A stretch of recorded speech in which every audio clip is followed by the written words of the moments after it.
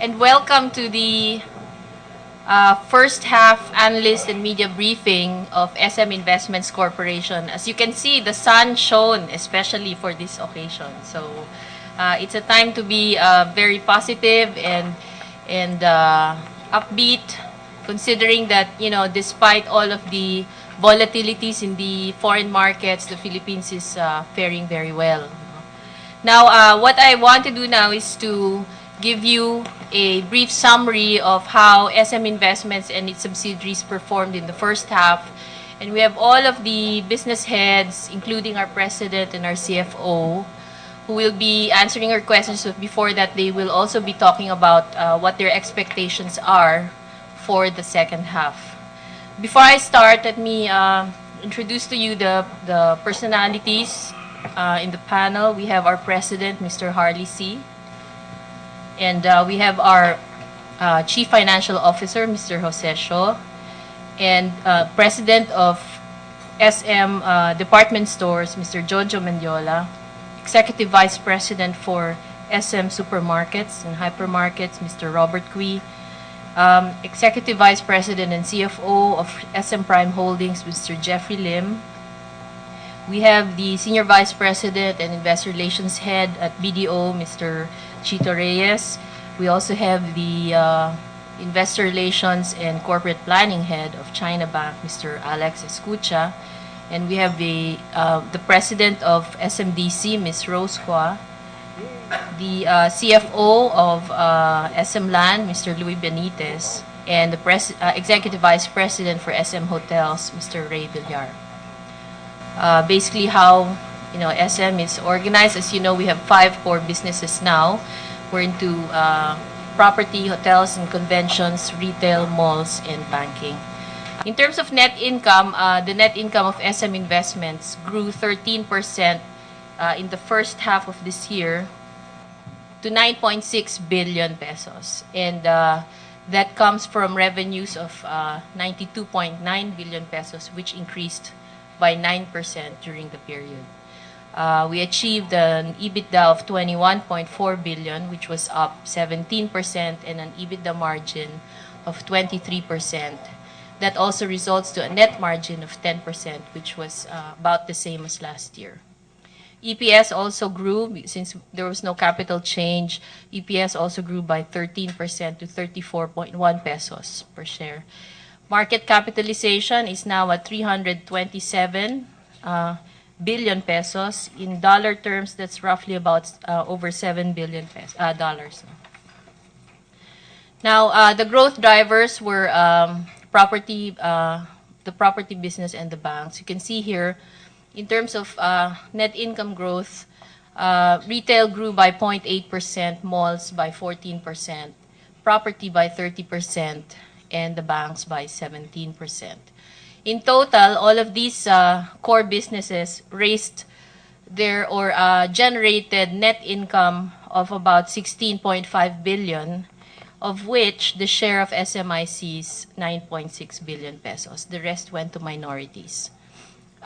In terms of our effective interest, the relative contribution of the banks is 31.4%, retail is 30.4%, malls is 23.3%, and the property business contributed almost 15%. If you can recall, maybe about 3 to 4 years ago, the property group only contributed much less than 5%. So this has really experienced a tremendous growth for the group. In terms of balance sheet numbers, it continues to be a very strong balance sheet. Net debt to equity ratio of only 33%. And we have a very strong current ratio of 1.9 times. ROE is estimated to be about 14% based on our full year targets. While the book value grew by 12%. Grew 12%, and ROE is about 14%. In terms of our retail operations, the sales grew by 7%, And net income is about is at 2.6 billion pesos and grew by 0.8%. We now have 41 department stores and 109 supermarkets with different formats. You have SM Supermarkets, Save More, and hypermarkets. No? So we now have about 150 stores nationwide. And for the first half, we opened 1 department store and 10 supermarkets, most of which were Save More supermarkets. So there will be continued growth as far as retail is concerned in terms of expanding their operations. For the malls, for the department store, it will continue to follow the growth of the malls in the provinces, while for the supermarket, it will be a combination of growth with the malls and growth outside of the malls, which are more driven by Save More stores. Now, in terms of the mall operations, they've also reported their earnings recently. Their net income increased by 14% to 4.3 billion pesos on revenue growth of 12%, worth 12.7 billion pesos. Now, this growth came from a mix of mall expansion and the 7% growth in same mall sales. They also got an added boost from China. Okay, the revenues of China grew by 59% to 979 million, and their net income there doubled to 211. As you may note, China is an emerging business for SM, and they will continue to probably reflect relatively high growths in the next few years as they continue to expand their network in China. The market capitalization of SM Prime is now at 164 billion pesos, and their net margin is 34%. Balance sheet is also fairly strong.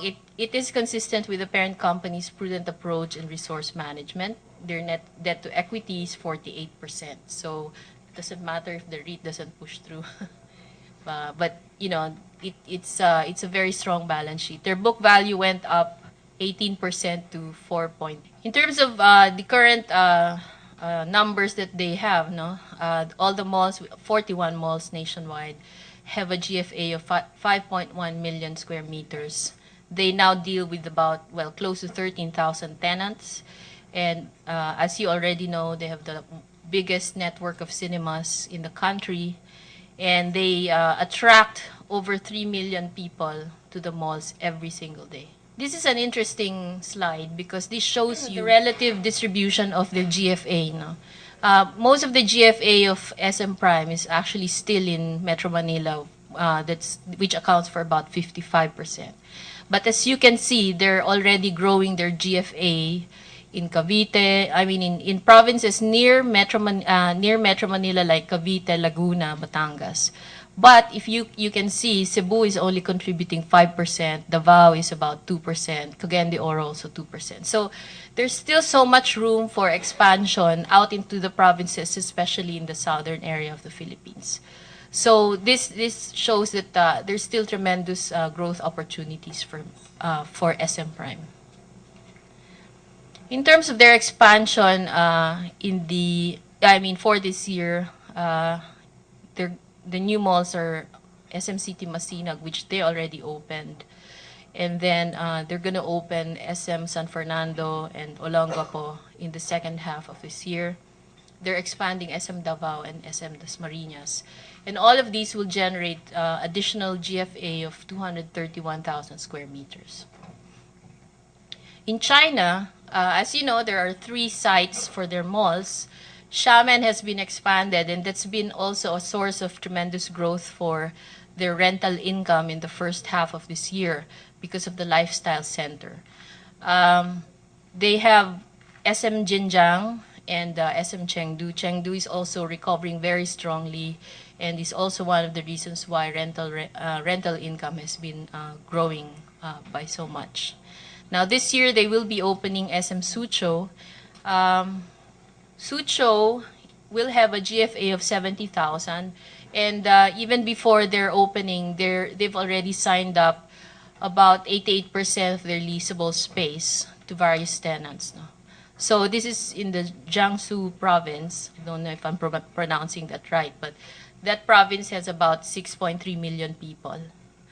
China is tremendous because if you consider Metro Manila, which has a population of something like 14 million, and we have 55% of our GFA in Metro Manila, just imagine how much more potential there is in China.